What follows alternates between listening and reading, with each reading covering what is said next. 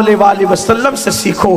کس قدر حضور کی زندگی خوبصورت تھی کہ میرے آقا صلی اللہ علیہ وسلم اپنی ازواج مطہرات کا بچا ہوا پانی وہیں سے منہ لگا کر پیتے تھے جہاں سے وہ لب لگا کر کے پیا کرتی تھی۔ اور اللہ کے حبیب علیہ الصلوۃ والتسلیم جب ان لوگوں کے ساتھ کھانا کھانے کے لیے بیٹھتے تھے تو ان کی انگلیوں کے نشان دیکھ کر حضور علیہ السلام وہاں سے لقمہ اٹھاتے تھے۔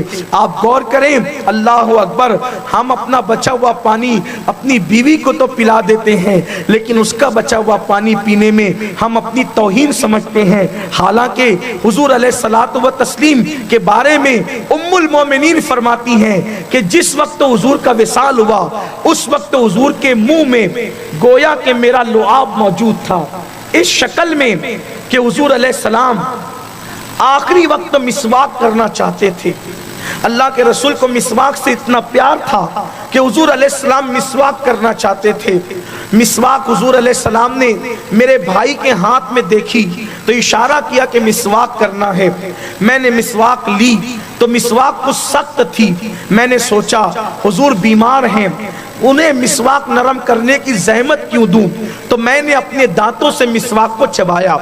اب آپ جان سکتے ہیں اچھی طرح سے کہ اگر کوئی مسواک چبائے تو اس کا تھوک مسواک کے اندر تو لگ ہی جائے گا، تو مسواک جب چبائی تو وہ گیلی ہو گئی ام المومنین کے لعاب سے، اور پھر اسی حالت میں وہ حضور کے منہ میں دی گئی اور اللہ کے رسول علیہ السلام نے اسی سے مسواک کیا۔ اسی لیے ام المومنین فرماتی ہیں جو شرف اللہ نے مجھے دیا ہے وہ حضور کی کسی بیوی کو نہیں دیا۔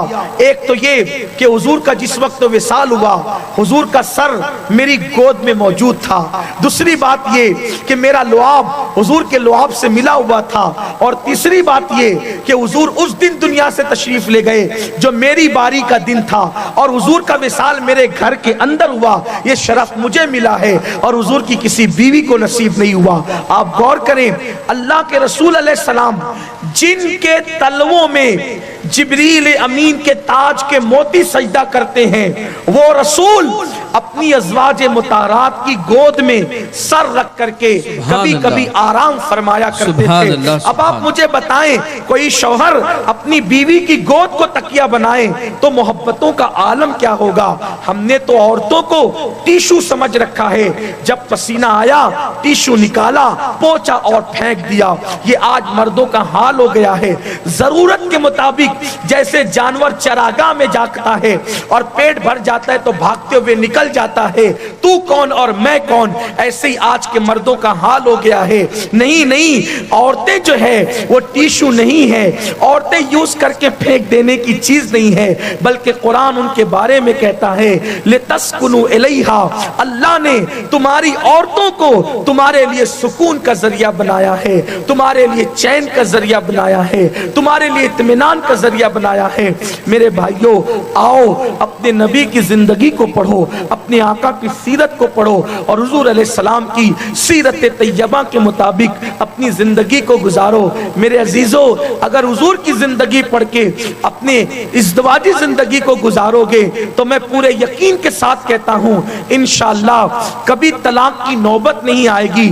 اگر عورتیں ازواج مطہرات کا اسوہ اختیار کر لیں اور مرد حضور کی سنتوں پر عمل کر لیں تو انشاءاللہ نہ کبھی بیوی طلاق مانگے گی نہ کبھی شوہر طلاق دے گا، اور گھر محبتوں کا گہوارہ بن جائے گا۔ لیکن افسوس ہم اپنے دین سے دور ہیں، ہمارے سارے مسائل اس لیے ہیں کہ ہم اپنے دین سے دور ہو گئے ہیں۔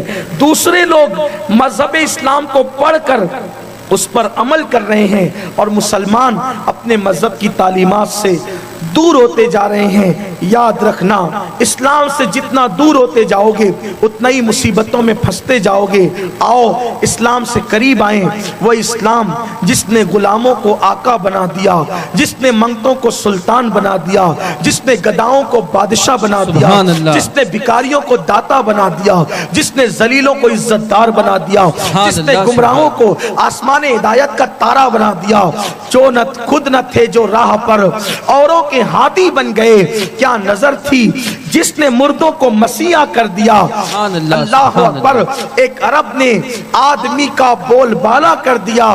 خاک کے ذروں کو ہم دوش سریا کر دیا. جو نہ تھے خود راہ پر اوروں کے ہاتھی بن گئے. کیا نظر تھی جس نے مردوں کو مسیحا کر دیا. میرے آقا علیہ السلام کے دیوانوں، اسلام کے قریب آؤ، دین پڑھو، دین پر عمل کرو. دین پسند مت بنو صرف، بلکہ دین پابند بنو، تاکہ دنیا میں بھی سکون ملے، قبر میں بھی سکون ملے اور آخرت میں بھی سکون ملے. اللہ کی بارگاہ میں دعا ہے کہ اللہ سب سے پہلے مجھے اور آپ سب کو عمل کی توفیق عطا فرمائیں.